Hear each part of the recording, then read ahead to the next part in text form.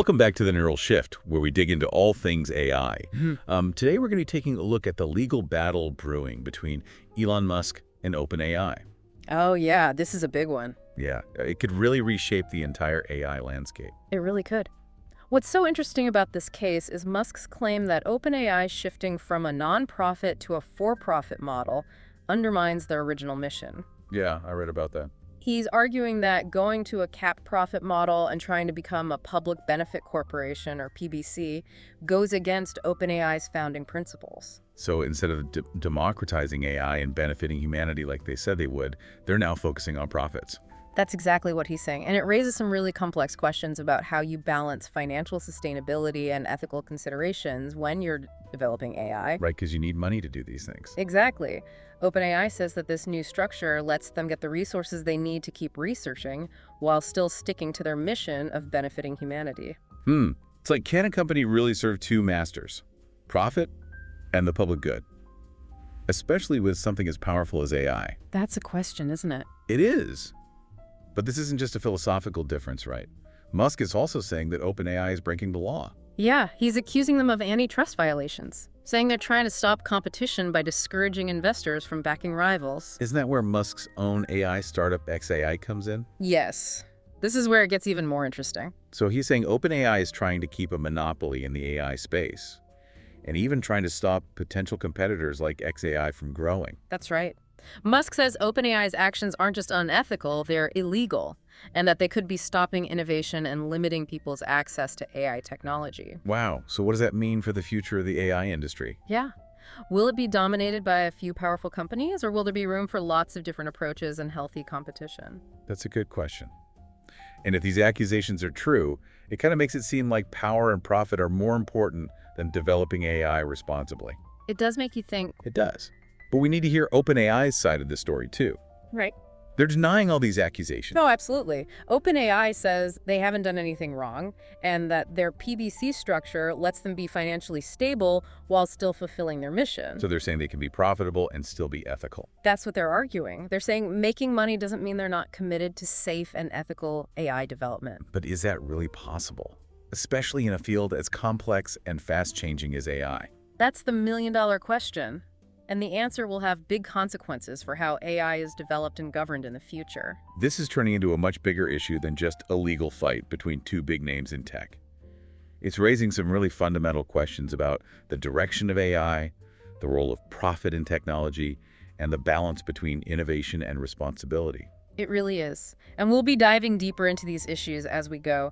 But before we move on, if you're finding this discussion interesting, don't forget to hit that subscribe button, leave a comment, and share this episode with a friend who's into the future of AI. We'd love to hear your thoughts. Let's talk more about this PBC model that OpenAI is using to defend themselves.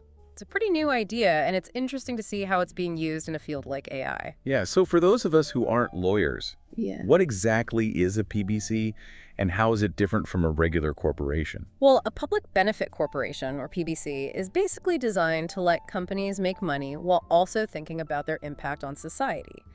It's kind of a hybrid model that tries to balance making money with being responsible. So it's not just about making as much money as possible for shareholders.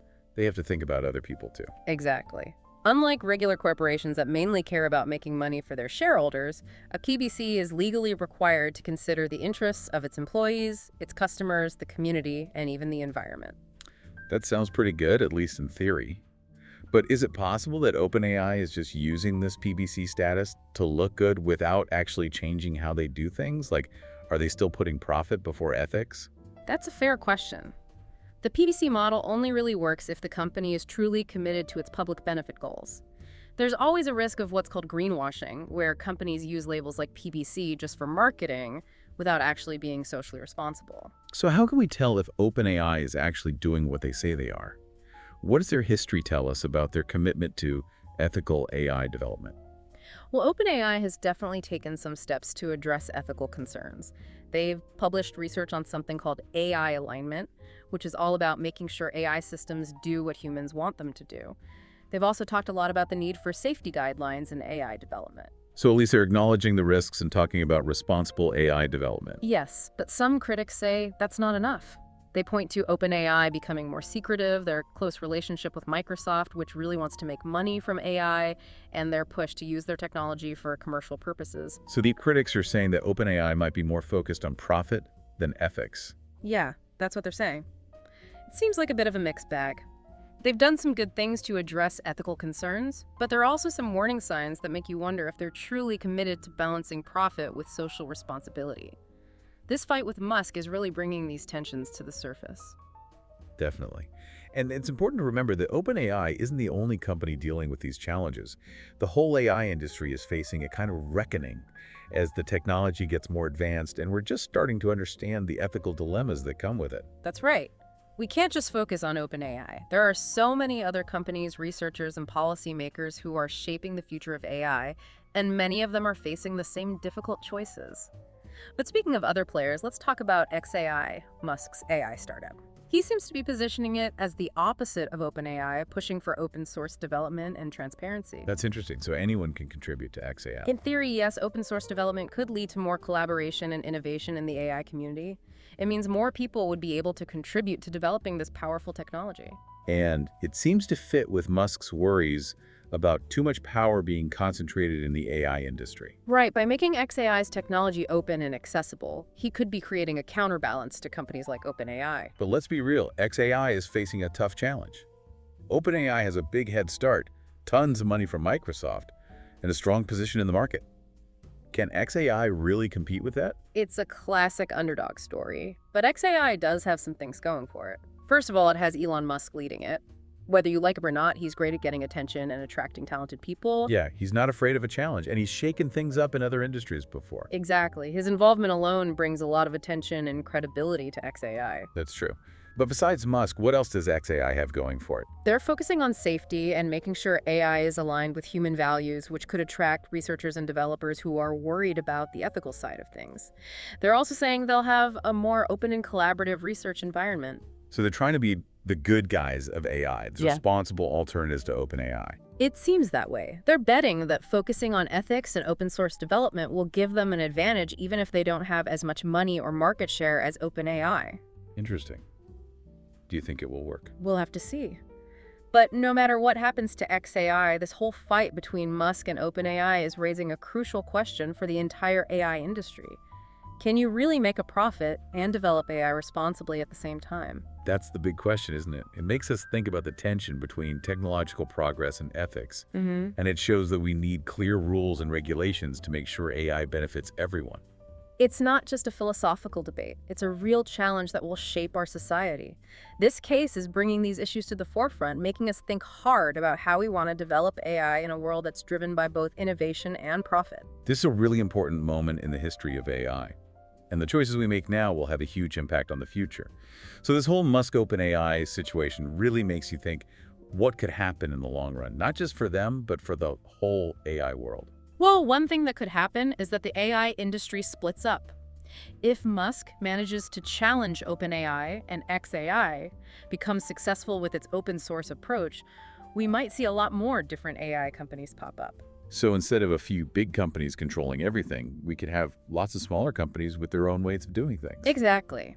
We might see different approaches to developing AI, commercializing it, and thinking about the ethical side of things. That sounds like it could be good for innovation, right? More competition usually leads to more creativity and faster progress. It could definitely boost innovation. Having lots of different AI companies could lead to a wider range of applications and approaches, which would benefit more industries and users. But this fragmentation could also create some challenges. Like what? What kind of challenges could come up? Well, imagine if every single AI company had its own set of ethical guidelines and safety rules, its own standards for data privacy and security. That's a lot to keep track of. It would be really difficult to regulate such a scattered landscape. It could lead to inconsistencies and loopholes that some companies might try to exploit. Yeah, I see what you mean. So it's a trade-off. Yeah. Right. We want to encourage innovation and competition, but we also need some rules and standards to make sure AI is being developed responsibly. How do we find that balance? This is where governments and regulators have a big role to play. We need comprehensive regulations that can adapt to the fast pace of AI advancements. Regulations that can keep up with how quickly things are changing. Exactly. And these regulations should focus on transparency, accountability, and safety, while also encouraging innovation and making sure no single company has too much control.